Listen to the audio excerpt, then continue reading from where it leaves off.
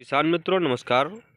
साथियों, हम लोग जो गेहूं की फसल लेते हैं उसमें साथियों हम लोग जैसा भी देखते हैं किसान साथी की शुरुआत से हमारा पौधा काफ़ी अच्छा चलता है। तो किसान साथी हमारे अनुमान लगाते हैं कि हमारी फसल अच्छी है, उत्पादन हमारा अच्छा होगा। साथियों, उसमें कभी कभी कंडीशन ये बनती है कि हमारा पौधा अच्छा है, खेत भी अच्छा दिखाई पड़ता है, पर साथियों उसमें जब हम लोग खेत की जब कटाई करते हैं तो उसमें हम लोगों को उत्पादन कम देखने को मिलता है। तो ये जो समस्या रहती है इसके लिए आप लोगों को एक जगह पर ध्यान देने की विशेष आवश्यकता है, क्योंकि साथियों जब हमारे खेत में गाले की अवस्था होती है पौधे में, तो उस समय पौधे में हमें क्या देना चाहिए जिससे हमारा उत्पादन अच्छा बन के आए, जिसमें हमारे पौधों में जो है एक अलग तरीके की ऊर्जा उत्पन्न हो, जिसमें हमारे पौधे में जो दाने बन रहे हैं वो दाने अच्छे भर के आए। तो उसके लिए आप लोगों को ध्यान देने की जिस जिस समय ध्यान देने की आवश्यकता है वो समय होता है जब हमारे पौधे में बाली निकल रही होती है उस समय। इसके लिए साथियों आप लोग ध्यान दें, जैसे हम इस खेत में जब भी देख रहे हैं तो इसमें जो है झंडा पत्ता की अवस्था है। झंडा पत्ता क्या होता है कि जो सबसे लास्ट में, इधर देखो ध्यान से, ये जो हमारा पौधा है गेहूं का पौधा है, और ये पौधे से लेकर के यहाँ से यहाँ तक हम लोगों ने देख रहे हैं तो इस पौधे में ये जो है बाल निकल रही है, और इस बाल के सबसे लास्ट में देख रहे हैं ये एक सबसे बड़ा अलग पत्ता दिखाई पड़ रहा है।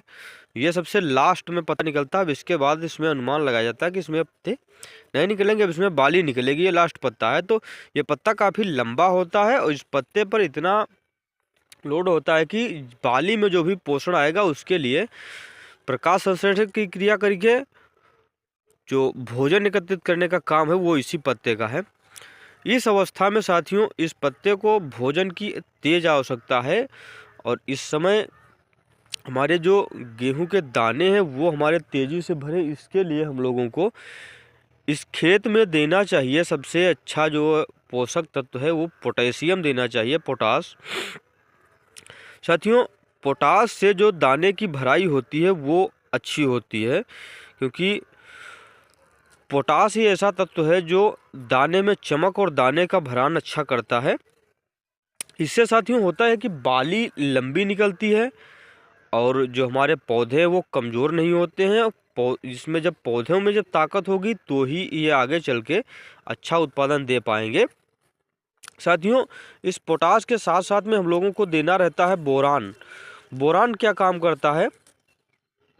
बोरान जो है इसमें जैसे कि जो दाने बन रहे हैं इनकी संख्या को बढ़ाता है, क्योंकि बोरान जो होता है ये पौधों में एक तत्व है उसको उत्पन्न करता है, जिससे कि इसमें जो है गर्मी उत्पन्न होती है पौधों के अंदर।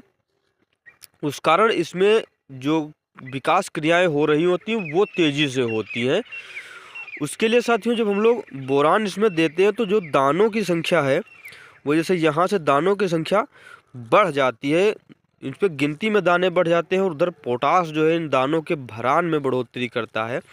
दानों में जो दाने जो इनके बन रहे हैं उसमें जो दूधिया अवस्था में इसमें जो रस ज़्यादा होगा तो दाने हमारे मोटे होंगे, और दाने हमारे चमकीले मोटे भरे हुए ठोस जब दाने होंगे तो वो दाने हमारे उत्पादन में अच्छा रोल देते हैं। उसमें जब इनको हम लोग तौल नाप करके करेंगे तो वो ज़्यादा हमें वजनता में प्राप्त होंगे, और साथियों यही हमारे उत्पादन बढ़ाने का मुख्य कारण होगा। तो इसमें हम लोगों के पास अब जो है एक क्वेश्चन और आएगा कि हम लोग इसमें एकड़ में कितना कितना डालें।